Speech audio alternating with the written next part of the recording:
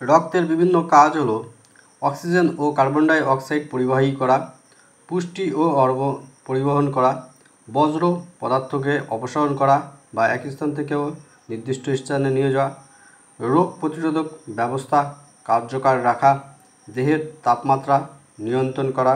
এক কথায় বলা যায় দেহের বিভিন্ন প্রয়োজনীয় বস্তু এক স্থান থেকে অন্য স্থানে পৌঁছে দেওয়া।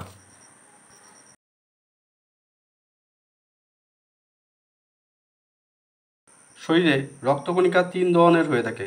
লোহিত রক্তকণিকা যেটি লাল রঙের হয়ে থাকে এবং এতে হিমোগ্লোবিন থাকে, প্রোটিন বহন করতে সহায়তা করে, অক্সিজেন পরিবহন করে থাকে। শ্বেত রক্তকণিকা এগুলি শরীরের রোগ প্রতিরোধক ব্যবস্থাকে বজায় রাখতে সহায়তা করে, সংক্রমণ বা অন্যান্য রোগের বিরুদ্ধে লড়াই করতে শ্বেত রক্তকণিকা বিশেষভাবে সহায়তা করে দেয়। অনুচক্রিকা সাধারণত রক্ত জমাট বাঁধাতে সহায়তা করে এবং রক্তপাত বন্ধ করতে সহায়তা করে।